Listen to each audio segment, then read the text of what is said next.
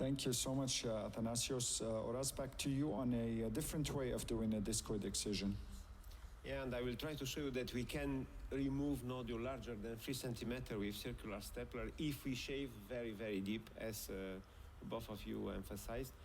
So another technique of disc excision using the circular stapler, which presents the advantage to stapler to leave a stapler line similar to that employed for colorectal anastomosis, but this stapler line is semicircular and in our experience never leads to stenosis. So movie, please. Yes. So first nodule is infiltrating the mid-rectum. So you see is actually a small nodule, less than 3 centimeters, so very suitable for a disc excision. So we start by separating the rectum from the nodule, which involves also the right uterosacral ligament. So we open the rectovaginal space. So to do this, I use the harmonic scalpel from Johnson & Johnson. And the first step is to separate the nodule from the adjacent structures such as uterosacral ligament, vagina, or uterus. So this technique may be done in 10 steps, and it has been published in Journal of Minimal Invasive Gynecology. The major step is the shaving. So if you want to remove large nodule with circular stapler, you have to decrease the volume of the tissue which can be hauled into the stapler, and in this case you have to leave a very thin rectal wall to the stapler. So there is a work of preparation of the area to be removed by performing deep shaving. So the rectal wall to be removed by circular stapler should not be very thick, because the next step is to bend this area and to close it like a calzone in order to push it into the circular stapler. And to do this, we perform a suture. We put a stitch. This stitch will take the inferior limit of the nodule and then the superior limit of the nodule.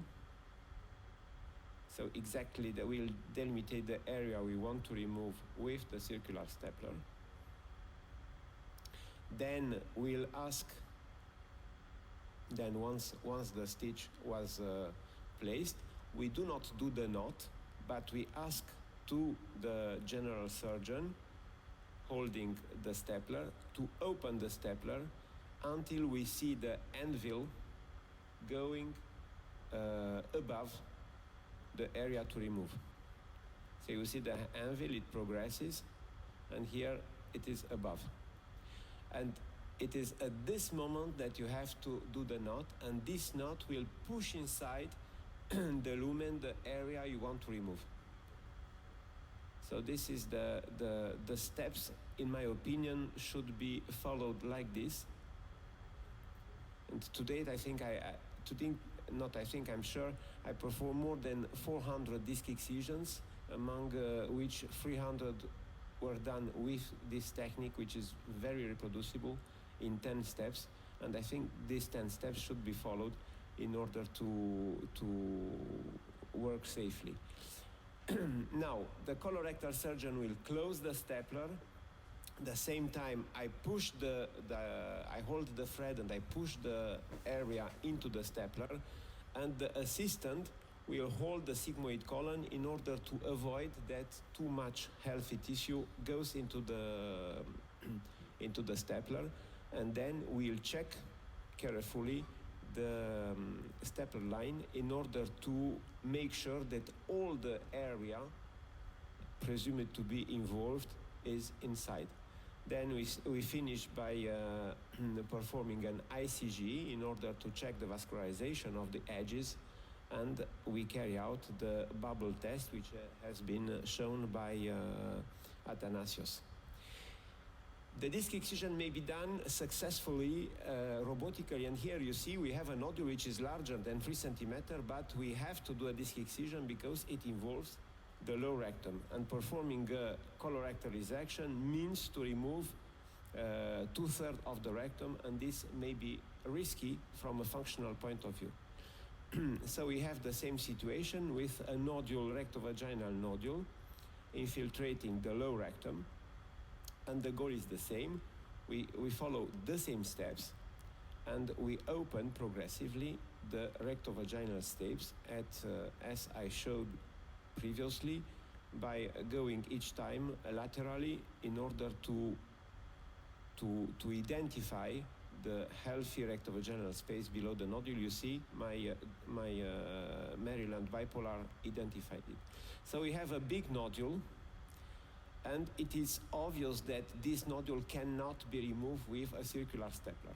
So we have to prepare the rectal wall by excising, by shaving the nodule, as Gabi showed a couple of minutes ago. So we have to dig into the rectum in order to leave a very thin rectal wall. A circular stapler cannot be catch more than 5 centimeter cube of tissue. So as the disc, the volume of the disc is area and the thickness, it seems it is logical that if you want to increase the area, you have to decrease the thickness in order to keep the same 5 centimeter cube of tissue. That's why you have to dig into the nodule, even though from while to while we may open the lumen, as I did during the live surgery performed last week.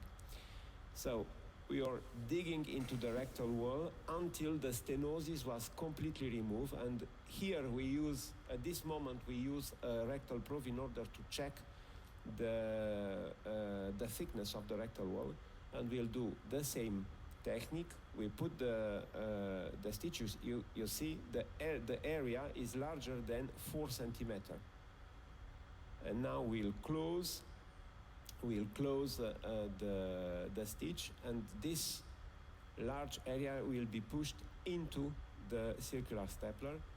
My colleague will, colorectal surgeon, will close the circular stapler. My assistant will hold the sigmoid column, and the stapler will be closed and fired.